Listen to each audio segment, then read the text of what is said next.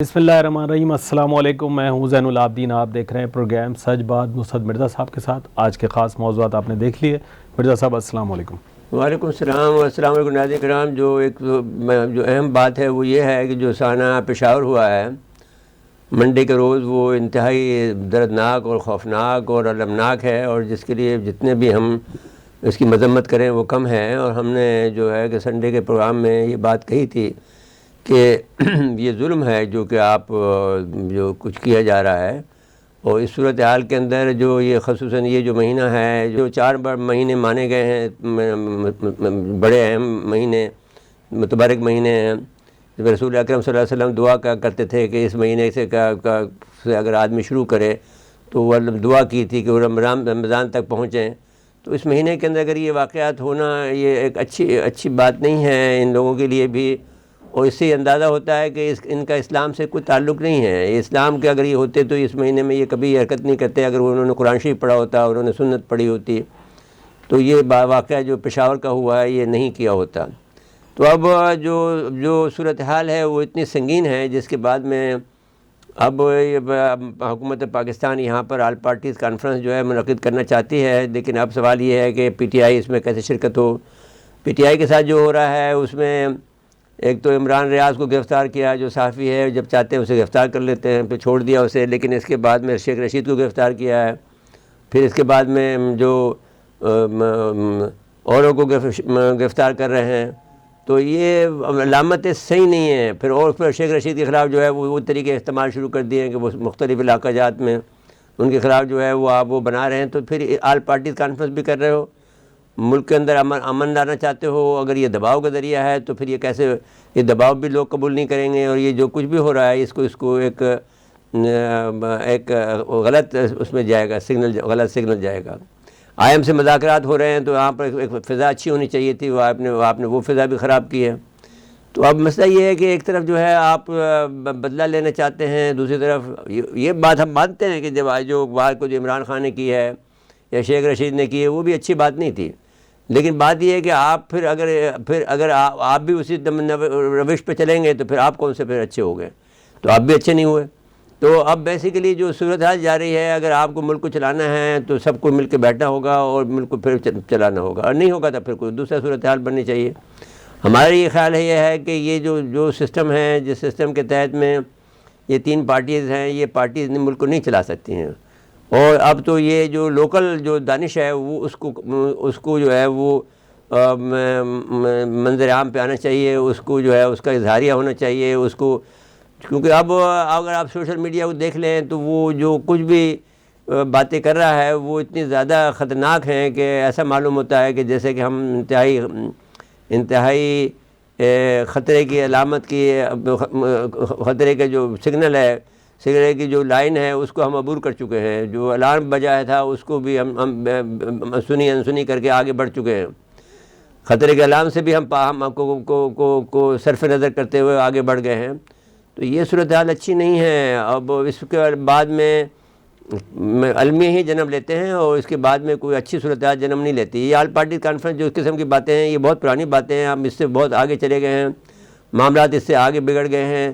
تو اس وقت تو کوئی عملی شکل ہونی چاہیے تھی، خود کو ان کو اپنے کو پر اگر فرض کر لیجیے کوئی آدمی 77 افراد کی کابینہ رکھ کر یہ آل پارٹیز کانفرنس کرے تو اس کو زیب دیتا ہے، یعنی کہ وہ کہتا ہے کہ صاحب آئی ایم ایف کے معاملات ہیں یا دہشت گردی کے معاملات ہیں، آپ کیسے کر سکتے ہو؟ اس نے تو ابھی بعض اوقات تو ہم یہ بات کہتے تھے کہ بھئی عمران خان نے غلطی کی کہ پنجاب کی حکومت چھوڑ دی اور اس کی بھی چھوڑ دی، اس نے کو یہ سمجھ تھی بات کی کہ بھئی اگر یہ جو معاملات جس نہج پہ جا رہے ہیں وہ اگر وہ اس پہ رہتا ہے تو اب ظاہر ہے کہ جو واقعہ ہوا ہے پشاور کا الزام اس کے اوپر آتا، تو اب تو الزام اس نے چھوڑ دیا، الزام تو اب آپ کے اوپر آیا۔ تو اب مسئلہ یہ ہے کہ یہ جو اور یہ یہاں پہ ختم نہیں ہو رہا، یہ تو بڑھتا چلا جائے گا۔ آپ اس کو دیکھ لیجئے گا کہ آپ کا ایک دن نہیں جاتا ہے کہ دوسرا ایک واقعہ ہوگا، ایک دوسرا دن جاتا ہے کہ تیسرا واقعہ ہوگا، چوتھا دن جاتا ہے کہ چوتھا واقعہ ہو جائے گا۔ تو اب یہ تو ایک سلسلہ ایسا چل پڑا ہے جس کو اس کے جو لا امتناعی سلسلہ ہے، جو رکنے کا نام نہیں لے گا، اور آپ سے وہ کنٹرول نہیں ہوگا۔ آپ کا وہ مٹیریل نہیں ہے کہ آپ اس کو کنٹرول کر سکیں، آپ میں وہ جذبے نہیں ہیں، آپ کے اندر تو صرف آپ کے اندر حکمرانی کرنا، پیسے بنانا، یہ آپ کا بنیادی ایک کام رہا ہے وہ اس پر آپ عمل کرتے رہیں. میرے صاحب یہ دونوں موضوعات پہ ہمارے ساتھ اون شرازی صاحب اسلام آباد سے ٹیلی فون لائن پہ موجود ہیں. جی اور شرازی صاحب السلام علیکم. جی وعلیکم السلام ڈاکٹر مرزا صاحب. آپ کو خوش آمدید کہتے ہیں. فرمائیے کہ یہ جو آل پارٹیز کانفرنس ہو رہی ہے یہ اس کے جو سانحہ پشاور ہوا ہے اس کے تناظر میں ہو رہی ہے یا ملک میں اکنامی معیشت کا جو حالت ہے اس کی تناظر میں ہو رہی ہے یا دونوں میں ہو رہی ہے؟ جی جی ڈاکٹر مرزا صاحب اگر مجموعی طور پہ ملکی صورتحال کا جائزہ لیں تو نہ اس وقت اکنامک جو انڈیکیٹرز ہیں وہ مثبت ہیں اور نہ ہی امن و امان کی صورتحال کے حوالے سے ہم کوئی اطمینان سے بیٹھ سکتے ہیں. تو یہ جو اے پی سی 7 تاریخ کو ہو رہی ہے یہ دونوں حوالوں سے دونوں معاملات ڈسکس ہوں گے کہ ملک کی مجموعی امن و امان کی کیا صورتحال ہے اور جو مختلف قسم کے تھریٹ الرٹ ہیں ان کے حوالے سے اور معاشی طور پہ جو پاکستان ہر گزرتے دن کے ساتھ کمزور ہوتا جا رہا ہے. تو ایک ایسی پالیسی اپنائی جائے یا کچھ ایسے پوائنٹس ان پہ سب پارٹیاں ایگری ہو جائیں کہ اس حوالے سے پھر اس پالیسی کو نہ بدلا جائے. جو صنعت کار ہیں جو اس کے ساتھ ساتھ انویسٹر ہیں ان کی ایک ہی ڈیمانڈ ہے اور ان کی ڈیمانڈ ہے کہ جو پالیسی ہے وہ کوئی واضح کی جائے. ابھی تک اگر موجودہ حکومت کی بات کریں تو کوئی پالیسی کے حوالے سے کوئی واضح انداز میں یہ آگے نہیں بڑھی ہے. تو یہ دونوں معاملات پہ بحث کی جائے گی لیکن اب کہاں تک سنجیدگی دکھاتی ہیں پاکستان کی سیاسی جماعتیں اور آیا تمام سیاسی جماعتیں ایک پلیٹ فارم پہ اکٹھی ہوتی ہیں یہ ایک بہت بڑا سوالیہ نشان ہے کیونکہ آج بھائی تحریک انصاف کے مختلف رہنماؤں سے بات ہوئی ہے. ان کا یہ کہنا ہے کہ ایک طرف حکومت گرفتاریاں ہماری کر رہی ہے اور دوسری جانب جو ہے اے پی سی کے لیے بلا رہی ہے اور ساتھ میں بڑی امپورٹنٹ ایک اور چیز ہے کہ 7 فروری کو یہ ڈیٹ رکھی گئی ہے اور 7 فروری کو ایک کیس میں عمران خان صاحب پہ فرض جرم بھی عائد ہونی ہے. تو مجھے لگ نہیں رہا کہ پاکستان کی تمام سیاسی جماعتیں ایک ٹیبل پہ بیٹھ پائیں. نہیں اول تو یہ بات یہ ہے کہ فرض کر پھر اس کو اگر وہ ان کے ساتھ میں بیٹھنا ہے تو پھر اس کو استعفیٰ کیوں دیا تھا اس نے؟ وہ استعفیٰ تو اب وہ ان کے گلے میں پھنس گئے ہیں کیونکہ وہ جو کچھ بھی ہوگا اس وقت ملک کے اندر ذمہ داری تو اس حکومت کی ہوگی نا. عمران خان کی تو اب مبرہ ہو گیا. اس نے کہا تھا میں تو اگر فرض کر لیجیے کہ آپ اس بات کو دیکھ لیں کہ اگر یہ جو واقعہ ہوتا اگر ان کی حکومت ہوتی تو یہ گلے میں تو عمران خان کے پڑتا نا. اب تو ان کے گلے میں پڑا یہ جو سانحہ پشاور ہوا ہے. تو میں یہ کہنا چاہتا ہوں کہ وہ کیسے شرکت کرے گا؟ اب ظاہر ہے کہ یہ جو کچھ بھی کر رہے ہیں یہ اپنے ریونج میں کر رہے ہیں ان کو. اور پھر دوسری بات یہ ہے کہ آئی ایم ایف پر آپ کیا بات کرنے کے اہل ہیں جب آپ کی 77 کی تو کابینہ ہے, 77 ممبر. ایک ایسی ملک ہے جس کا ملک دیوالیہ ہونے کو قریب ہے, اس کے ارکان ایسا کابینہ کے ممبران ہیں. یعنی واٹ اے نان سینس یار, کہ کوئی حد ہوتی ہے. دیکھیں مرزا صاحب بالکل لیجیٹیمیٹ کرنے کی کوشش کر رہی ہے حکومت. اور ایک آج جب عمران خان صاحب کی طرف سے یہ خبر سامنے آئی ہے کہ وہ 33 حلقوں پہ وہ الیکشن نہیں لڑیں گے تو اب پی ڈی ایم بھی یہ فیصلہ میں ذرائع کنفرم کر رہا ہے پی ڈی ایم کے کہ پی ڈی ایم اب ان حلقوں پہ الیکشن اپنے امیدوار اتارے گی. پاکستان تحریک انصاف بھی جو پہلے یہاں پہ ایم این اے تھے ان کو ٹکٹ دینے جا رہی ہے تو پی ڈی ایم بھی مقابلہ کرے گی. جس جانب آپ اشارہ کر رہے ہیں بالکل آپ درست کہہ رہے ہیں. گزشتہ روز بھی وزیر اعظم نے کابینہ میں ایک مزید اضافہ کیا اور ایک جو ہے رکن کو شامل کیا جس کے بعد یہ تعداد پاکستان کی بڑی ترین کابینہ کی اگر بات کریں تو اس میں شامل ہوتی ہے. اور اس حوالے سے بالکل ملک نازک دور میں کھڑا ہے معاشی طور پہ امن و امان کی صورتحال. اور آج بھی جو وزیر اعظم پشاور گئے اور ایپکس کمیٹی سے جو انہوں نے خطاب کیا اس میں 417 ارب روپے کی انہوں نے ذکر کیا جو پچھلے 10 سال میں کے پی حکومت کو لا اینڈ آرڈر کے لیے ملا تھا. تو اس سے بھی ایک دوبارہ تلخی پیدا ہوئی ہے. کے پی کے جو سابق وزراء ہیں صوبائی انہوں نے اس حوالے سے ترقی بترقی جواب دیا ہے. تو لگ نہیں رہا کہ کوئی اس طرح کا ماحول بنایا جا رہا ہے کہ جماعتیں اکٹھی بیٹھ سکیں. لیکن اپنی طرف سے وزیر اعظم پاکستان نے یہ ایک سیاسی کارڈ کھیلا ہے تاکہ عوام کو یہ لگے کہ حکومت چاہتی ہے تمام لوگوں کو ساتھ لے کے چلنا. اور اگر آپ ایمانداری کی بات یہ ہے کہ میں نے آپ سے بات یہ کرنا چاہتا ہوں کہ اگر مشاہد حسین سید بول گیا ہے تو منی دیر بھائی کہ اب یہ حد ہو گئی ہے, کیونکہ مشاہد حسین بہت محتاط آدمی ہیں, وہ بہت ہی کم بولتا ہے اور جو وہ ضرورت سے زیادہ نہیں بولتا ہے. وہ اپنی ان کی مسلم لیگ نون کا آدمی ہے, وہ بول گیا کہ بھائی آپ الیکشن کراؤ, اس لیے کہ آپ کے بس کی چیز نہیں ہے یہ ملک کو چلانا. آپ کے پاس مینڈیٹ نہیں ہے, آپ خام خواہ ایک زبردستی ملک میں بیٹھے ہوئے ہیں.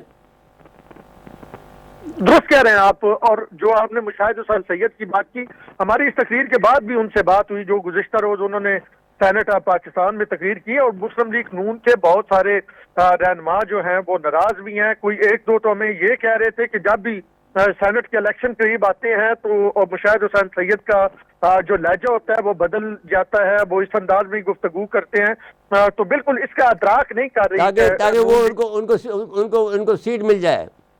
جی بالکل, اسی جانب ان کا اشارہ تھا جس جانب آپ توجہ دلانے کی کوشش کر رہے ہیں. شاید نون لیگ جو ہے اس سے آنکھیں چرا رہی ہے, اور وہ مشاہد حسین سید کی اس تنقید کو بجائے وائڈر سنس میں لینے کے یا اسے کچھ سیکھنے کے, وہ اس تناظر میں لے رہے ہیں کہ مشاہد حسین سید جو ہے سینٹ کے الیکشن آ رہا ہے تو ہاں, تو اب یہ بات تو آپ کی ٹھیک ہے کہ مشاہد کا رول جو ہے وہ اب کوئی بہت زیادہ یعنی آپ یہ نہیں کہہ سکتے نہ دانشورانہ رہا ہے, وہ ایک بہت زیادہ مفاد پرستانہ ہو گیا ہے. شاہد صاحب کو رکھتے ہیں اپنے ساتھ, لیکن مجھے بریک لے کے آ جا رہا ہے, اور بریک کے بعد آئیں گے تو اون صاحب آپ لائن پہ رہیے گا, بریک پہ جا رہے ہیں. اور آئی ایم ایف کی جو چند نئی شرائط ہیں نا اس پہ ہی بات کریں گے کہ کیا موقف ہے حکومت کا.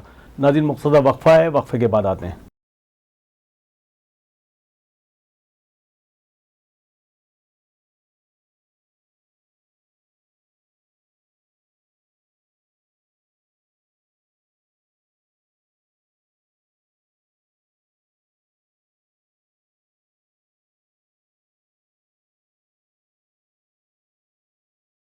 ایک مرتبہ پھر پروگرام میں خوش آمدید کہتے ہیں. جی مرزا صاحب, اون شرائی صاحب ٹیلی فون لائن پر. جی اون شرائی صاحب, یہ بات تو خیر آپ نے جو بات کہی ہے وہ بالکل صحیح ہے, کیونکہ ایک تو پہلی بات تو یہ ہے کہ میں نے مشاہد سے ایک دفعہ پوچھا تھا تو کہ وہ جو کیو لیگ میں جب شامل تھے, تو جب کیو لیگ کو چھوڑ کر جب یہ گرفتار ہوئے تھے, جب پرویز مشرف کی حکومت گرفتار ہوئے تھے, 117 دن گرفتار رہے ہیں یا 17 مہینے گرفتار رہے ہیں, تو مجھے یاد نہیں ہے, لیکن بات یہ کہ جب میں ان سے ملا تو انہوں نے کہا کہ بھائی مجھے انہوں نے شریفیوں نے مدد نہیں کی ہے, بلکہ مجھے چودھری شجاعت نے آ کے مدد کی ہے, اور میرے گھر میں پیسے نہیں تھے تو آ کے انہوں نے مجھے پیسے دیے, میری بیوی کو, اور اس کے بعد میں پھر انہی کو چھوڑ کے چلا گیا.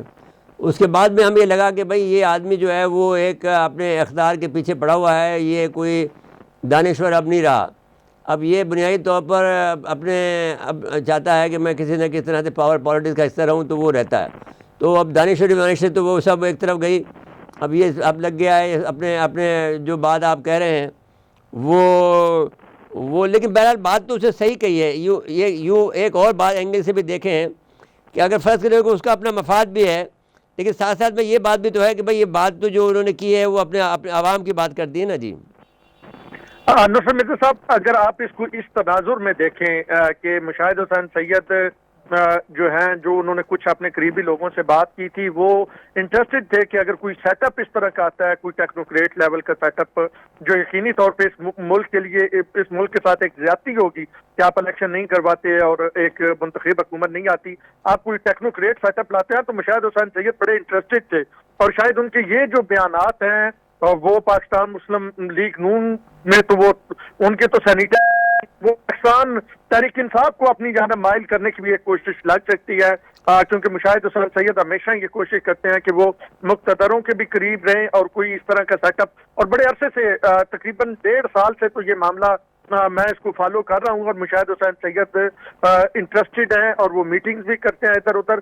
تو شاید مشاہد حسین سید اپنے آپ کو قابل قبول بنانے کے لیے اس طرح کے بیانات دے رہے ہوں, کیونکہ جس جانب آپ اشارہ کر رہے ہیں کہ ان کی پرائم پرائرٹی آج کل جو ہے وہ یہی ہوتی ہے کہ ان کا سیاسی مفاد, انہوں نے جب دیکھا کہ کاف لیگ گر رہی ہے اور پاکستان مسلم لیگ نون کی اٹھان ہے, تو وہ مسلم لیگ نون کی طرف ہو گئے, اور اب پاکستان تحریک انصاف کی طرف ان کا تھوڑا سا ان کی ڈیمانڈ ہے الیکشن, تو اس طرف ٹلٹ کرتے ہوئے مشاہد حسین سید شاید ان کے لیے میرے خیال میں پی ٹی آئی کو پھر یہ فیصلہ کرنا چاہیے کہ ان کو نہیں لینا پھر بعد میں, پھر اس کا مطلب تو یہ ہوا. پھر یہ تو آپ کو پتہ ہے نصر مرزا صاحب, یہاں تو عظمیٰ کاردار جیسے لوگ بھی پارٹیاں قبول کر جاتی ہیں, اور پھر نون لیگ کی یہ مثال ہے, اور ادھر اگر پی ٹی آئی کی بات کریں تو وہاں پہ بھی ایسے بہت سے کردار دوسری جماعتوں کے وہاں پہ موجود ہیں. تو پاکستان کی سیاست جو ہے یہ اب اس کو ختم کریں نا. میں اور ایک بات کو یہ کہنا چاہتا ہوں کہ یہ اب ان لوگوں کو کم سے کم یہ جو مینڈک ہیں برساتی, اور یہ جو پھدک کے جو ایک پلڑے سے دوسرے پلڑے میں جاتے ہیں, ان کو آپ ختم کر دیں. کبھی تو انسانوں کی طرح سے کوئی ایک ایسا سسٹم لانا چاہیے جس کے اندر جو ہے جو لوگ باغ جو لوکل لوگ ہوں جو ملک کے لیے کام کر سکیں ان کو لائے اور وہ ملک کے لیے کام کریں. یہ تو سارے کے سارے جو ہیں برساتی مینڈک ہیں.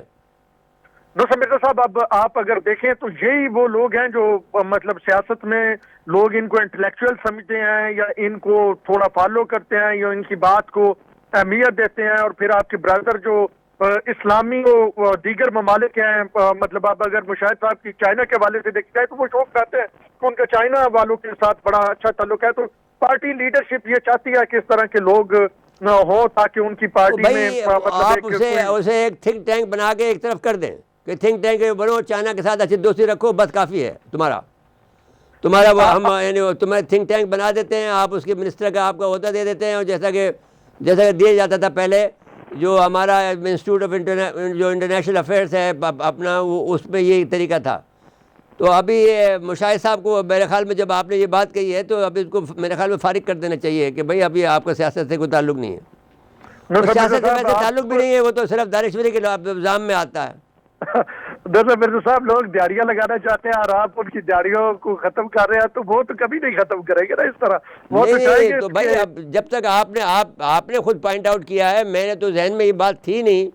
سچی بات یہ ہے کہ میں تو اس کو اپریشیٹ کر رہا تھا, لیکن کیونکہ جب آپ نے پوائنٹ آؤٹ کیا ہے کہ صاحب وہ مسلم لیگ یہ کہہ رہے ہیں کہ جب بھی یہ الیکشن کا وقت آتا ہے تو پھر اس طرح سے ان کا رویہ ہو جاتا ہے, تو یہ تو آپ نے پوائنٹ آؤٹ کیا ہے, تو یہ vote goes to you sir. میں تو پھر اس پر تبصرہ کیا ہے. سر آپ کا تبصرہ جو ہوتا ہے وہ خبر سے زیادہ لیتھل ہوتا ہے اور زیادہ پرمغز ہوتا ہے.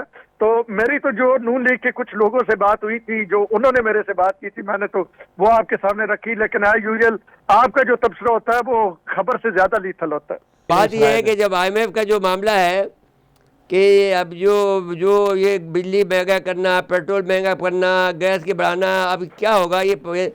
اور اب میں کہہ رہا ہوں کہ یہ جو 77-78 ہو گئے ہیں, اور پھر 17-18 گریڈ کا افسر جو ہے وہ 3-3 4-4 گاڑیوں میں پھرتا ہے آج بھی, جبکہ ہم لوگ بھوکے مر رہے ہیں. آپ ایک ڈپٹی کمشنر کو دیکھیں, اس کے پاس 7 گاڑیاں ہوں گی. اب وہ پیٹرول بھی استعمال کر رہا ہے, سب کچھ کر رہا ہے, وہاں پہ کوئی رکاوٹ نہیں ہے.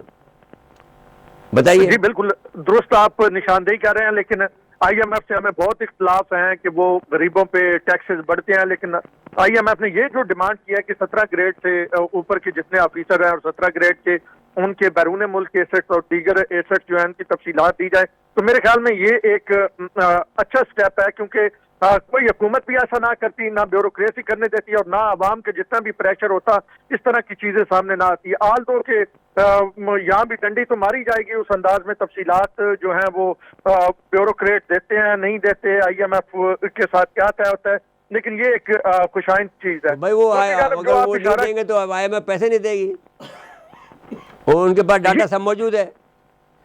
یہی میں کہہ رہا ہوں کہ یہ آئی ایم ایف ہی بازو مروڑ کے ہی کوئی اس طرح کا کام کروا سکتا تھا. بصورت دیگر تو یہ جو اس قوم پہ بیٹھے ہوئے لوگ ہیں وہ کسی طور پہ بھی بیوروکریسی اس طرح نہ کرتی.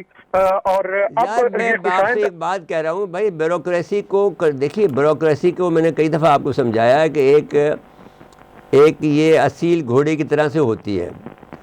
اس کے اوپر جو آدمی سوار ہوتا ہے وہ پولیٹیشین ہوتا ہے. وہ دیکھتی ہے کہ میرا سوار جو ہے وہ مضبوط ہے یا نہیں ہے, وہ سوار میرے پر سواری کر سکتا ہے یا نہیں کر سکتا ہے. جس آدمی کو لکھنا پڑھنا نہیں آتا ہو, جس آدمی کو پی سی بنانی نہیں آتی ہو, جس آدمی کو وہ جو صورتحال ہے اس کے اوپر میں اپنے نوٹ بنانا نہیں آتے ہوں, وہ آدمی کیسے اس بیوروکریسی کو کنٹرول کرے گا. وہ کیونکہ لکھنے پڑھنے کے ماہر ہوتے ہیں, وہ آپ سے سائن کرا لیتے ہیں, آپ پڑھتے بھی نہیں ہیں اس کے اندر کیا پیچ و خم ہے. تو وہ جب آپ کو نہیں آتا ہے تو آپ کیسے اس بیوروکریسی. اچھا اب ایک بات تو یہ ہوگی کہ وہ اس بیوروکریسی کو کیسے کنٹرول کریں گے. دوسری بات یہ ہے کہ خود جو آدمی جو بیٹھا ہوا ہے وہ تو آپ کے یعنی وزیر اعظم کے بس میں ہے نا کہ بھئی آدمی یہ کہے کہ صاحب میں مجبور یہ ہوں کہ بھئی آپ کو میں اب رکھ نہیں سکتا ہوں, تو میں 77 کے بجائے میں 10 کر لیتا ہوں وزیر, بس 10 وزیر کافی ہے. تو ایک دم سے آپ کا جو بجٹ ہے وہ گھٹ کر جو ہے کم سے کم یعنی آپ کا کم سے کم 5-7% بجٹ گھٹ جائے گا. جی مرزا صاحب یہ سوال جب وزیر اعظم پریس کانفرنس فرماتے ہیں 12 طور پہ ہم نے بھی ان سے پوچھا ہے اور ان کے پاس کوئی جواب نہیں ہوتا، وہ آئے بائیں شائیں فرماتے ہوئے کسی اور جانب نکل جاتے ہیں، تو یقینی طور پہ دیکھیں 13 سیاسی جماعتیں اب انہوں نے مشیر بھی رکھے ہیں معاملے خصوصی، تو یہ سیاسی رشوت جو ہے انہوں نے دی ہوئی ہے اور اس قوم کو بڑی بھاری پڑ رہی ہے اور اس قوم پہ ٹیکس لگائے جا رہے ہیں، 2 وقت کی روٹی جو ہے وہ پوری نہیں ہو رہی، پیٹرول مزید مجھے بڑھانے اور کی یہ بھی بتاؤ کہ عوام جو ہے، آپ اسلام آباد میں رہتے ہیں، دیہات میں بھی جاتے ہوں گے، آپ پہاڑوں پہ بھی جاتے ہوں گے، تو وہاں پر بے چینی کا کیا عالم ہے؟ اب انڈا آپ دیکھو کہ ایک ناشتہ، ایک 4 آدمی گھر کے اندر، ایک گھر کے اندر ناشتے کی قیمت 500 روپے ہو گئی، ایک عام جو سفید پوش گھر ہے، یعنی 500 روپے میں معمولی ناشتہ کر سکتا ہے وہ، تو پھر وہ وہاں پر دہائی نہیں مچ رہی ہے؟ مرزا صاحب میں یہ آپ کے توسط پہ آپ کے بڑی تعداد میں دیکھنے والے ناظرین تک یہ بات پہنچانا چاہتا ہوں کہ اسلام آباد میں مڈل کلاس یا جسے ہم کہتے ہیں working class, lower middle class اگر بات کریں سفید پوش تو بہت ساری چلے گئے ہیں یہاں پہ، لوگ اپنا افورڈ نہیں کر رہے، کرائے کے مکان نہیں افورڈ کر رہے، جابز ہیں نہیں اور مہنگائی اتنی زیادہ ہے۔ بہت سارے میڈیا کے کولیگز کو میں جانتا ہوں جو یہاں سے اسلام آباد سے واپس گاؤں چلے گئے ہیں اور ان کا کہنا ہے کہ کم از کم ہمیں وہاں روٹی تو مل جاتی ہے، تو بڑا مشکل ہے، اس میں کوئی شک نہیں کہ ایک تو جو گاؤں دیہاتوں کی بات کریں وہ تو ایک الگ چیز ہے، اسلام آباد جیسے سیٹل شہر میں یہاں پہ لوگ جو 8-8 10-10 سال سے کام کر رہے تھے اب ان کے لیے سروائیو کرنا مشکل ہو گیا ہے، اور دوسری جانب اگر ہم دیکھیں تو اللہ تللوں کی بات کریں تو روزانہ کی بنیاد پہ اللہ تللے بڑھتے جا رہے ہیں۔ اب جو ہے وہ آئین کی 50 سال مکمل ہونے پہ تقریبات کا آغاز کیا گیا ہے اور وہ بھی اس کے لیے ایک بہت بڑی کمیٹی بنائی گئی ہے اور اس کے لیے پھر 5 اسٹار ہوٹلوں میں بھی فنکشن ہوں گے، پھر قومی اسمبلی میں بھی، اور وہاں پہ کھانے بھی دیے جائیں گے، تو اس طرح کے جو نان ایشوز ہیں ان پہ اخراجات کیے جا رہے ہیں اور جو ایشوز ہیں عوام کے ایشوز ہیں ان کو بالکل اگنور کیا جا رہا ہے۔ کل بھی اگر آپ کو کل کی قومی اسمبلی کی بات بتاؤں تو 20 سے 22 ارکان جو قومی اسمبلی کے صرف موجود تھے، کوئی وزیر ہمیں پہلی 3 نشستیں ہمیں خالی نظر آ رہی تھی۔ پرسوں کی بات بتاؤں تو ایک وزیر صاحب وہاں پہ صرف موجود تھے اور باقی جو 3 فرنٹ نشستیں تھی وزراء کی وہ خالی تھی۔ میں نے کہا یہ میں آپ سے پوچھنا چاہتا ہوں کہ وزیروں کے اندر کوئی بے چینی نہیں ہے اس بات کی کہ ہم جا رہے ہیں؟ نہیں، ابھی تک جو لگ رہا ہے کہ میری جن سے بات ہوئی ہے وہ تو مطلب مجھے ایک ہی قوم بڑی مطمئن نظر آئی ہے کہ سسٹم ٹھیک چل رہا ہے اور وہ ہیں جو وفاقی وزراء ہیں۔ ان کے علاوہ اگر میری پی ڈی ایم اور ان کے تاجروں کے ایم این اے سے بھی بات ہوتی ہے وہ بھی مطمئن نہیں ہے، وہ بھی مہنگائی کا رونا رو رہے ہیں، لیکن وزراء جتنے ہیں وزراء میں سے کسی کو میں نے کوئی پریشانی یا آپ یہ کہیں کہ ان کے چہرے پہ کوئی ٹینشن میں نے نہیں دیکھی۔ میرے صاحب شیرازی صاحب کو ساتھ رکھتے ہیں لیکن بریک کے لے کے آ جا رہا ہے۔ ناظرین مختصر وقفہ ہے، وقفے کے بعد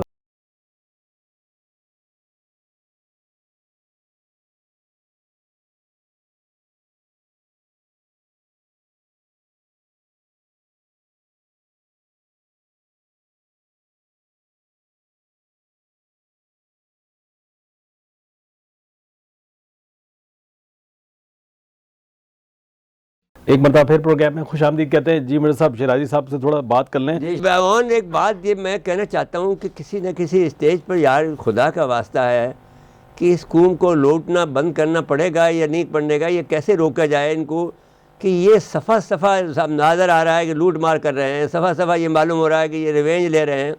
میں یقین مان لیجئے کہ جو عمران نے کیا یا شیخ رشید نے کیا، میں آپ کو معلوم ہے کہ میں اس وقت بھی کنڈیم کرتا تھا جس وقت یہ اس کو جو رانا ثناء اللہ کو جب انہوں نے اس میں ڈالا نارکوٹک میں، تو میں نے یہ سب سے جھوٹا مقدمہ ہے۔ یہ ہم نے کہا باقاعدہ کہ بھئی نارکوٹک سے اس کا تعلق نہیں ہے، وہ ویسے ایک سخت گیر آدمی ہے، وہ ایک الگ بحث ہے، لیکن یہ کہ نارکوٹک سے تعلق نہیں ہے۔ اب اس کا بدلہ لیا جا رہا ہے شیخ رشید سے، تو اب اگر فرض کر لیجئے کہ they were wrong تو یہ بھی تو رانگ ہو گئے نا، وہ اب ایک حساب میں کھڑے ہو گئے محمود ایاز۔ درست کہہ رہے ہیں نصر مرزا صاحب، دوسرا آئینی بحران پیدا ہو رہا ہے۔ پنجاب اور کے پی میں واضح نظر آ رہا ہے کہ جو وفاقی حکومت ہے وہ نہیں چاہتی کہ انتخابات ہوں، اس حوالے سے گورنر جو ہیں وہ ایک کردار ادا کر رہے ہیں۔ تو اب صرف ایک معاشی بحران نہیں ہے، امن و امان کا بحران نہیں ہے، اس ملک میں آئینی بحران بھی پیدا ہو رہا ہے۔ جب یہ تینوں بحران اکٹھے ہوتے ہیں تو پھر چوتھا سیاسی بحران تو مین ہے نا، سیاسی کے ساتھ آئینی بحران کی بات کریں۔ آئینی بحران تو بھائی دیکھیے ساری چیزیں سیاست سے چلتی ہیں نا، سیاسی اگر بحران ہوگا تو پھر سب چیز اپسیٹ ہو جائے گی. جی جی بالکل آپ نہ امن امان ہو سکے گا، نہ آئین چل سکے گا. مرزا صاحب بالکل آنے والے دنوں میں یہ جو تینوں بحران ہیں یہ مل کے ملک کو کسی اس سمت لے جائیں گے کہ پھر لوگ ایک بار پھر یاد کریں گے کہ ملک میں ڈیموکریسی اچھی ہے. نہیں، ڈیموکریسی نام کی چیز کوئی ہے ہی نہیں یہاں پر، ابھی بھی نہیں ہے. ڈیموکریسی کہاں ہے؟ اگر آپ ایمانداری کی بات کریں تو دیکھیے کوئی ملک جو ہے کوئی یعنی اندھا بھی دیکھے تو وہ بھی دیکھے کہ ایک لوڑی لنگڑی جو پارلیمنٹ ہے، اب جملہ تو خیر مشاہد کا ہے لیکن بھائی ہم بھی سارے لوگ یہ کہتے ہیں، اب یہ جب کہاں پر پارلیمنٹ پوری نہیں ہے تو کہاں سے جمہوریت ہے؟ آپ کو خود ہی شرم آنی چاہیے کہ بھئی ایسے ہم کیسے حکومت چلا سکتے ہیں؟ دیکھیں ثانیہ پشاور پہ ابھی تک پارلیمنٹ میں آ کے باقاعدہ طور پہ وزیر داخلہ ہوں یا وزیر اعظم ہوں انہوں نے کوئی پالیسی بیان نہیں دیا ہے. اے پی سی بلانے سے پہلے کم از کم وزیر اعظم کو پارلیمنٹ آنا چاہیے تھا، پالیسی بیان دینا چاہیے تھا، تو اس کے بعد پھر کوئی ایسا ماحول پیدا کیا جاتا کہ ان کے اذہان نہیں ہیں. آپ ایک بات میں کہنا چاہتا ہوں کہ کوئی بھی سیاسی پارٹی پاکستان میں یہ کہا جاتا ہے یہ سارے کے سارے جو پودے ہیں ساری پیپل پارٹی کتنی بڑی باتیں کرتی ہیں. میں کہتا ہوں کہ بی بی نے مجھ سے ریکویسٹ کی کہ مجھے فوج سے دوستی کرا دو، پھر میں نے دوستی کرائی. اب میں آپ سے یہ کہنا چاہتا ہوں کہ کوئی بھی ایسی پارٹی نہیں ہے جو فوج کے بغیر بنی ہو یا فوج کی مدد کے بغیر پاور میں آئی ہو. اب یہ بیٹھیں گے کیسے آپس میں؟ جو کہ جب تک کہ فوج مداخلت نہیں کرے گی وہ تو الگ ہو گئے کہ مرو آپس میں، لڑو جھڑو. آپ میں اگر صلاحیت ہے تو آپس میں مل بیٹھو. اب اس میں ضرورت اس بات کی تھی کہ رانا صلاح اللہ کو پیچھے کرتے اور عاجزی کا ماحول پیدا کرتے. پھر انہوں نے بھیج دیا مریم نواز صاحبہ کو، جو کہ جن کی زبان جو ہے وہ آگ کی طرح آگ کے شعلے برستی ہے، ان کو بھیج دیا. اب کس طرح سے جو حکومت ہوتی ہے اس کا کام بھی ہوتا ہے وہ جھک کر بات کرے. اس کا کام ہوتا ہے کہ وہ اپنے آپ کو بچانے کے لیے نرم خو بنے اور اگر وہ پیروں پکڑنا پڑے تو وہ بھی پکڑے. وہ اب بجائے اس کے وہ بھی جو ہے صفا رہا ہے ایک دوسرے کے خلاف. کیسے چلے گا پھر بتاؤ نا؟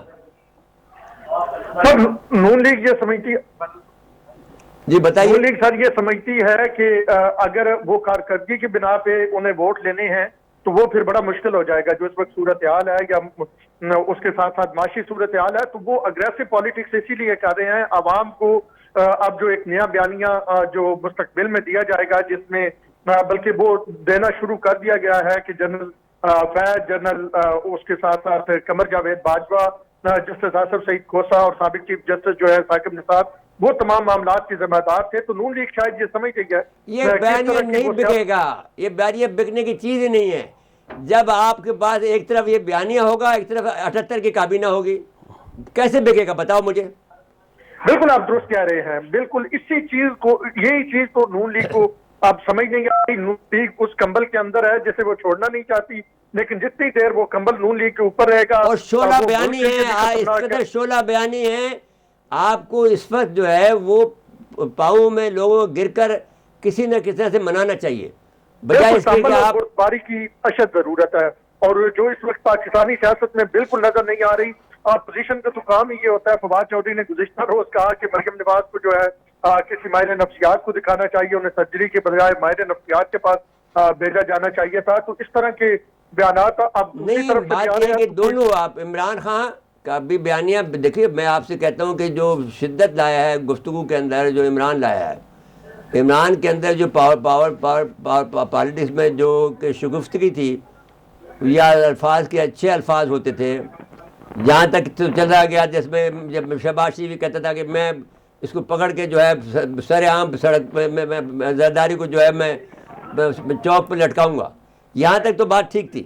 اب یہاں تک تو چلی گئی تھی، بات ٹھیک تو نہیں تھی، بات یہاں تک چلی گئی تھی. اب یہاں پہ بات آ رہی ہے، یہاں تو اس سے بھی زیادہ چلے گی بات کو. اب اس کو مزید آپ بڑھاوا دے رہے ہیں جواب دے کر، تو اس سے پھر آپ کا فائدہ ہو رہا نہیں ہو رہا ہے، نقصان ہو رہا ہے. جی دیکھیں بالکل عمران خان صاحب اس وقت کیسوں میں گھرے ہوئے ہیں. کہیں ان پہ فرد جرم عائد ہو رہی ہے، کہیں ان کی جو ہے وہ مچلکے جمع کرائے جا رہے ہیں. مجھے ایک بات بتاؤ، یہ فرد جرم تو نواز شریف تو سزا یافتہ ہے نا، جب وہ ختم ہو گیا تو یہ ختم ہونے میں کتنے دن لگے گی؟ دیکھیں وہ تو آپ درست کہہ رہے ہیں کہ جب ہوا اس رخ چلتی ہے، جس ہوا کے رخ پہ جو چلتا ہے اس کی فرد ہاں جرم تو یہ بات آپ کو کیا سمجھنی کیسز. چاہیے، آن میں جو بات میں سمجھانا چاہتا ہوں آپ کے ذریعے سے ان کو، کہ یہ جو تم سمجھ رہے ہو کہ یہ ہوا تمہاری طرف چل رہی ہے، نہیں چل رہی تمہاری طرف، یہ تم بیوقوف بن رہے ہو. درست کہہ رہے ہیں، اور یہی بات سمجھ نہیں آ رہی ہے. اور ہاں میرے خیال میں کوئی تدبر، فہم، عقل، شعور اور اس طرح کا جو شخصیت ہو، کوئی آپ کوئی جیسی آدمی شخصیت کو یہ ان کے بات پاس بیٹھے سمجھنی اور ان کو چاہیے کہ سمجھائے. یہ ہوا جو تمہارے خلاف جا رہی ہے، ساری جو ہے گرم ہوائیں رکی ہوئی ہیں تمہارے پر، ایک دم سے گرم حملہ کرے گی اور سب کے سب جیل میں ہوگے. جی بالکل بالکل اسی انداز میں چیزیں چل رہی ہیں، لیکن شاید نون لیگ کو ادراک نہیں ہے اور پیپلز پارٹی کو اس کا فائدہ ہوگا. پیپل پارٹی کو، بھائی پیپل پارٹی کو بھی کب تک فائدہ ہوگا؟ میں آپ سے ایک بات کہنا چاہتا ہوں کہ پیپل پارٹی کے جب راز کھلیں گے، ابھی تو راز، کیونکہ وہ جو پروٹیکشن دیا ہے باجوہ صاحب نے پیپل پارٹی کو، وہ پروٹیکشن اس نے بھی دیا. فیض حمید صاحب جو ہے پنو آخر میں رہ گیا، زرداری صاحب کا دوست تھا، پھر زرداری صاحب نے بہت زیادہ فیسلٹی دے دی، تو جو پرویز مشرف سے شروع ہوئی تھی کہ صاحب آج پلاٹ بکنا شروع ہو گئے تھے، تو اب وہ بھی بہت زیادہ نوٹس میں آ گیا ہے، وہ خود پریشان ہو گئے ہیں کہ اب ہم کیا کریں. تو اب میں آپ سے یہ کہتا ہوں کہ بالآخر یہ کوئی ایک، اگر یہ انہوں نے عقل کے ناخن نہیں لیے، ان کو جب وہ پولیٹیکل ہوئے ہیں، تو that is a very dangerous sign for these people.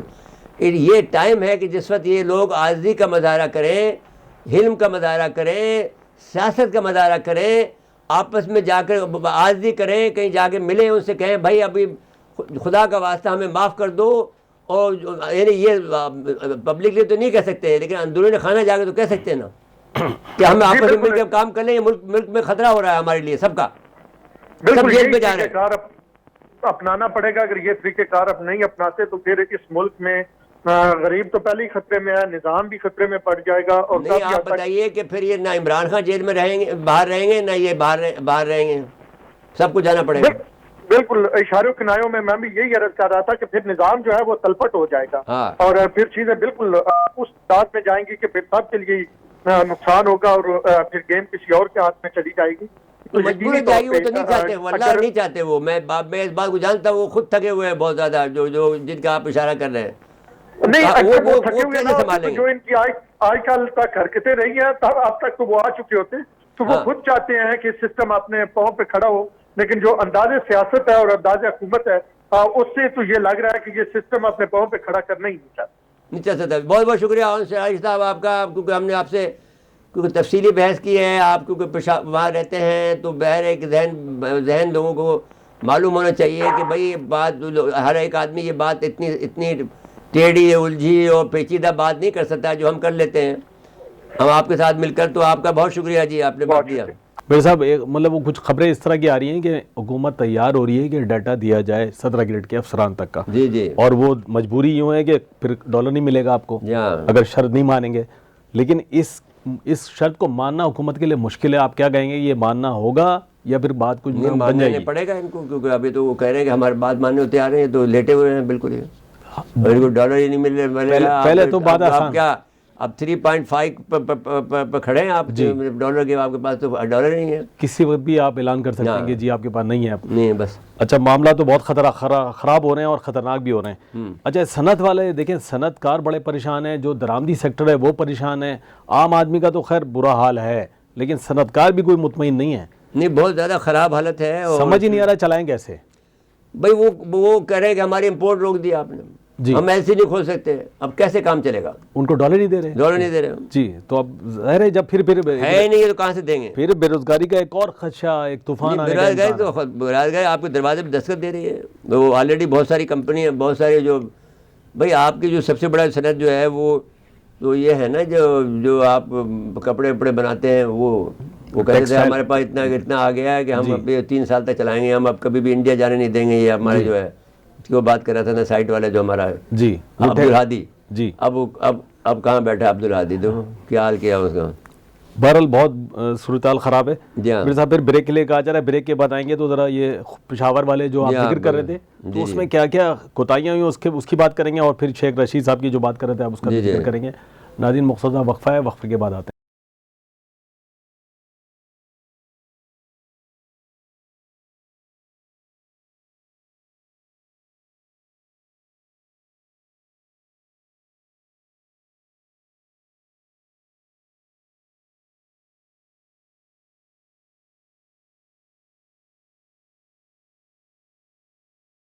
ایک مرتبہ پھر پروگرام میں خوش آمدید کہتے ہیں. میرے صاحب یہ جو پشاور کی آپ بات کر رہے تھے, عمران ایاز صاحب ہمارے بیورو چیف ہمارے ساتھ ٹیلی فون لائن پہ موجود ہیں. جی عمران ایاز صاحب السلام علیکم. وعلیکم السلام مرزا صاحب, کیسے ہیں سر؟ ٹھیک ٹھاک. بھائی اب بہت دکھ کی بات ہے, بہت افسوس ہوا ہے, اتنا بڑا ثانیہ ہوا ہے کہ دل ہل کے رہ گیا ہے. اور یہ بات جو اے پی سی کے بعد میں یہ دوسرا اتنا بڑا واقعہ ہوا ہے کہ بس یعنی اب یہ چاہتا یہ ہے کہ جو کچھ بھی ہمیں کرنا ہے کر گزریں. اور آپ فرمائیں کہ یہ ہوا کیسے ہے, پھر اب اس کا کیا توڑ ہے, اب اس پر حکومت کیا کر رہی ہے, آپ کا کیا عالم ہے, آپ کو کتنا غصہ ہے, آپ کو کتنا دکھ ہے, آپ فرمائیں. جی بالکل, یہ 30 تاریخ کا واقعہ ہے, 30 جنوری کا دن 1:15 کا یہ واقعہ ہے جس وقت ظہر کی نماز ہو رہی تھی مرزا صاحب. اور یہ پولیس لائن ہے, یہ بالکل درمیان میں واقع ہے. اگر ہم اس کو محل وقوع طور سے میں آپ کو بتا دوں تو اس کے ارد گرد جو ہے انتہائی حساس مقامات ہیں. اس کے قریب گورنر ہاؤس واقع ہے, کور کمانڈر کا گھر واقع ہے, ایک دیوار جو اس کی بالکل سینٹرل جیل پشاور کے ساتھ ٹچ ہے, سامنے جو ہے سول سیکریٹریٹ واقع ہے, مطلب صوبائی اسمبلی ہے, ہائی کورٹ ہے, سپریم کورٹ کا بینچ یہاں پر بیٹھتا ہے, ضلع کچہری ہے. تمام حساس مقامات کے درمیان میں یہ پولیس لائن واقع ہے. یہاں سے جب آپ انٹر ہوتے ہیں تو ایک پہلا چیک پوسٹ آپ کو ملے گا جہاں پہ آپ کی چیکنگ ہوگی, پوچھا جائے گا آپ سے. اس کے بعد آپ اندر داخل ہوں گے تو مختلف جگہوں پر پولیس اہلکار کھڑے ہوتے ہیں, سنائپرز وہاں پر موجود ہوتے ہیں. اس کے بعد ایک دوسری جگہ پہ آپ کو ایک اور چیک پوسٹ ملے گا, وہاں پہ آپ کی انٹری ہوتی ہے, وہاں پہ آپ کو چیک کیا جاتا ہے, اس کے اندر مشین لگی ہوئی ہے, اس سے گزر کے آپ جو ہے پولیس لائن کے اندر داخل ہوں گے. اور اگر آپ پیدل جا رہے ہیں تو آپ کے پاس آئی ڈی کارڈ جو ہے وہاں پر آپ جمع کروائیں گے اور واپسی پہ آئی ڈی کارڈ اپنا وصول کریں گے. لیکن جو خودکش حملہ آور داخل ہوا تھا, جو ابتدائی رپورٹ ہے جس کی CCTV فوٹیج بھی موصول ہو گئی ہے, اس میں بتایا جاتا ہے کہ اس ویڈیو میں ہم دیکھ سکتے ہیں کہ ایک موٹر سائیکل سوار دہشت گرد جو ہے وہ پہلے ناکے کو بھی آسانی سے کلیئر کر لیتا ہے, دوسرے ناکے کو بھی وہ آسانی سے کلیئر کر لیتا ہے, اپنی بائک جو ہے وہ کڑی کر دیتا ہے, اور بائک کے بعد وہ پیدل اندر کی طرف جاتا ہے. اندر جانے کے بعد وہ ایک سپاہی سے پوچھتے ہیں کہ یہاں پہ مسجد کہاں واقع ہے, وہ سپاہی اس کو مسجد کی جگہ بتاتا ہے, وہ پھر اس میں اندر داخل ہوتا ہے اور جیسی نماز کھڑی ہوتی ہے اس وقت یہ خود کو اڑا دیتا ہے, جس کے نتیجے میں اب تک کی جو ڈیتھ ہے, جو شہادتیں ہیں, وہ میں آپ کو بتا دوں 103 سپاہی 103 جو ہے پولیس اہلکار اس میں شہید ہوئے ہیں, جبکہ تقریباً 90 یا 180 کے قریب اس طرح کے لوگ جو اس میں زخمی تھے. اس وقت تقریباً 40 کے قریب زخمی پشاور کے لیڈنگ ہسپتال میں زیر علاج ہیں, جبکہ باقی جو زخمی تھے ان کو اپنے گھروں کی طرف روانہ کر دیا گیا ہے. یہ تو پہلے وہ تمام حالات جو تھے وہ میں نے آپ کو بتایا مرزا صاحب. پھر اس کے بعد کی جو صورتحال ہے اس میں یہ ہے کہ اس وقت بالکل آج تیسرا چوتھا دن ہے, لیکن پشاور کی جو فضا ہے وہ انتہائی سوگوار ہے. اے پی ایس کے بعد یہ دوسرا بڑا واقعہ ہے جس میں تقریباً ہر علاقے سے جو لوگ ہیں وہ اس میں شہید ہوئے ہیں. خیبر پختونخوا کے مختلف جو علاقے ہیں جن میں چارسدہ ہے, سوابی ہے, پشاور, کوہاٹ, ڈیرہ اسماعیل خان, ایبٹ آباد, ہری پور, کوئی ایسی جگہ نہیں ہے جہاں سے کوئی جوان یا شہید نہ ہوا ہو. ایسے ایسے علاقے بھی ہیں جہاں پہ 16 ڈیڈ باڈیز وہاں پر پہنچی اور وہاں پہ ان کی نماز جنازہ ادا کی گئی ہے. تو خیبر پختونخوا کے لیے دوسرا بڑا واقعہ تھا جس میں دہشت گردی کا یہ واقعہ تھا, جس میں اتنی بڑی تعداد میں لوگ شہید ہوئے, اتنی بڑی تعداد میں جنازے اٹھے. تو پشاور کی فضا جو ہے آج بھی سوگوار ہیں. آج ایپیکس کمیٹی کا اجلاس بھی یہاں پر ہوا گورنر ہاؤس میں, وزیر اعظم پاکستان کے زیر صدارت, اس میں بھی یہ تمام چیزیں ڈسکس کی گئی کہ جو دہشت گردی کی نئی لہر ہے اس کو کیسے روکا جائے, کس طرح یہ لوگ یہاں پر پہنچے. اچھا, یہ ایک بات یہ کہی ہے جو کہ افغانیوں کی طرف سے آئی ہے کہ یہ کیسے ہو سکتا ہے کہ ایک دہشت گرد کی وجہ سے اتنی اموات ہو جائیں. وہ اشارہ کر رہا ہے کہ جیسے کہ وہ آپ نے خود گرایا ہو, 9/11 کیا ہو. تو یہ کیسے بات ثابت ہو کہ ایک اس کی وجہ سے کیا چیز ایسی ہوئی ہے جس کی وجہ سے چھت گری ہے؟ دیکھیں جی, کل آئی جی صاحب نے ایک بڑی تفصیلی بریفنگ کی بھی ہے, پریس کانفرنس کی ہے. اس میں انہوں نے کہا کہ جو اس وقت مختلف قسم کی چیزیں چل رہی ہیں, سوشل میڈیا پہ چل رہی ہیں, یا ان کے ساتھ جو باتیں چل رہی ہیں, ان کے خلاف جو باتیں چل رہی ہیں, جو جوانوں کو اکسایا جا رہا ہے کہ یہ کوئی ڈرون حملہ ہوا ہے یا کچھ بارودی مواد اس کے ساتھ اندر لگایا گیا تھا, تو اس نے ان تمام جو الزامات تھی, تمام جو باتیں تھی, اس کی سختی سے تردید کی. انہوں نے کہا کہ یہی خود کا حملہ آور تھا جو اندر داخل ہوا تھا, ان کے ساتھ 10 سے 12 کلو بارودی مواد تھا اور اس نے خود کو اڑایا ہے. 10 سے 12 کلو اگر آدمی کے پاس وزن ہو تو پھر وہ کیسے چل سکتا ہے؟ چل کیسے سکتا ہے؟ آرام سے تو نہیں چل سکتا وہ. دیکھیں جی اس میں نصرت صاحب ایک چیز ہے کہ جو انہوں نے جو جیکٹس پہنی ہوتی ہے نا، جو سپاہیوں کو دی جاتی ہیں، جو پولیس اہلکاروں کو دی جاتی ہے، جو لائف جیکٹ جس کو ہم بولتے ہیں، جو بلٹ پروف ہوتی ہیں، اس کا وزن بھی تقریباً 8 سے 10 کلو تک ان کا وزن ہوتا ہے. اچھا، اسی میں بارود بھر دی گئی ہے. جی، تو اس میں اور یہ بھی بتایا جا رہا تھا کہ ایک ہیلمٹ ہے جس میں بھی اس میں بھی بارودی مواد تھا، لیکن آج وہ ہیلمٹ بھی برآمد ہو گیا تھا جو وہ لے کے آیا تھا، کیونکہ جس وقت وہ مسجد کے اندر داخل ہو رہا تھا تو ایک سپاہی نے اس کو بوٹ اتارنے کا باہر کا بوٹ اس نے باہر اتارے ہوئے تھے، اسی ہیلمٹ کو اس نے باہر ان جوتوں کے اوپر رکھا تھا. تو آج جب ملبہ ہٹایا جا رہا تھا تو ایک تو اس کے اعضاء بھی ملے ہیں، دوسرا یہ ہے کہ وہ ہیلمٹ بھی مل گیا ہے، تیسرا اس کے جو جوتے تھے وہ بھی ان کو مل گئے ہیں. تو یہ جو شواہد اکٹھے کیے جا رہے ہیں تو اب یہ کنفرم ہو گیا کہ یہ جو دھماکہ تھا خودکش تھا. اور ان تمام چیزوں کی کل وزیر ہاؤس میں بھی پروگرام تھا، وزیر اعلیٰ بھی موجود تھے، گورنر صاحب بھی موجود تھے. ان سے بھی جب ہم نے پوچھا تو انہوں نے بھی اس بات کی سختی سے تردید کی کہ نہیں، ایسا کچھ نہیں ہوا، یہی ہوا ہے کہ لاپرواہی ہوئی ہے، غفلت ہوئی ہے، جو لوگ اندر داخل ہوئے ان کو چیک نہیں کیا گیا. اس کو وہ اپنے مانتے بھی ہیں، اور ایک غفلت اور ایک لاپرواہی کی وجہ سے 103 قیمتی جانیں جو ہیں وہ ضائع ہوئی ہیں. اچھا یہ بتائیے نا کہ یہ پھر جو اتنی بڑی جو واقعہ ایک جو بڑا ہوا ہے واقعی خودکش حملے میں، یہ بات تو اپنی جگہ پر کہی جا سکتی ہے نا، 103 آدمی کیسے شہید ہو گئے؟ 10 20 50 پہلے جو کچھ واقعات ہوئے ہیں کراچی میں یا پشاور میں یا اسلام آباد میں یا جہاں بھی ہوئی ہیں، 50 زیادہ زیادہ 20 30 سے زیادہ جاتا نہیں فگر، یہ 103 کیسے چلا گیا؟ دیکھیں نصرت صاحب، اس میں ایک چیز ہے، میں تھوڑا سا بتا دوں آپ کو یہ کہ اس سے پہلے بھی اگر آپ کو یاد ہو تو کچھ سالدار میں ایک مسجد کو اسی طرح خودکش حملہ نے نشانہ بنایا تھا، لیکن اس میں اموات اس لیے کم ہوئی تھی کہ اس میں کوئی چھت نہیں گری تھی، کوئی دیوار نہیں گری تھی، صرف جو قریب کے لوگ تھے ان کو چرے لگے تھے، وہ بلس لگے تھے، وہ جس میں یا جو استعمال ہوتے ہیں، ان کی وجہ سے ان کی ڈیتھس ہوئی تھی. لیکن اس دھماکے میں یہ ہوا کہ جیسے یہ بلاسٹ ہوا تو اس میں صرف ایک پلر تھا، وہ ایک پلر کے گرنے کی وجہ سے پوری چھت جو تھی وہ نیچے کی طرف آئی تھی، اور اس چھت کی وجہ سے جو ہے بہت زیادہ مطلب ہے کہ مسجد کمزور تھی. جی بالکل، مسجد کو ہم یہ کہہ سکتے ہیں کہ مسجد صرف ایک پلر پہ کھڑی تھی، اچھا اور یہ وہ بات ایک غلط پلر کے گرنے کی وجہ سے جو ہے یہ جو اتنی اموات ہوئی ہے تو اس یہ چھت کے اتنا گرنے کی بڑی وجہ سے. پولیس پہ اور اتنے بڑے نمازی اللہ کے یعنی پیارے بندے جو تھے جو شہید ہوئے ہیں، اور اتنے جن کو کہا جائے کہ اتنے پولیس میں ہونے کے بعد بھی نماز کے اتنے عادی، ان کے ساتھ میں یہ واقعہ ہونا تو اللہ کا غیظ و غضب نہیں آئے گا ان کے اوپر؟ لیکن جی انتہائی، میں نے پہلے بتایا نصرت صاحب کے انتہائی افسوس کا مقام ہے، پورا پشاور شہر جو ہے سوگوار ہے. اور یقین کریں کہ اس چیز کو ہم سمجھ سکتے ہیں کیونکہ ہم یہاں پہ رہ رہے ہیں، تو ہم ہر چیز کو بڑے قریب سے دیکھ رہے ہیں، اور ہم اس چیز کو، اس کرب، اس درد کو محسوس کیا کر سکتے ہیں کہ ہم بڑا قریب سے دیکھ رہے ہیں. آپ ہمیں کیوں شامل نہیں کرتے ہیں کہ ہمیں درد محسوس نہیں ہو رہا؟ ہمیں بہت درد ہو رہا ہے. پورا پاکستان اس وقت درد میں ہے، لیکن چونکہ ہم زیادہ قریب ہیں اس چیز کو ہم بہت قریب سے دیکھ رہے ہیں.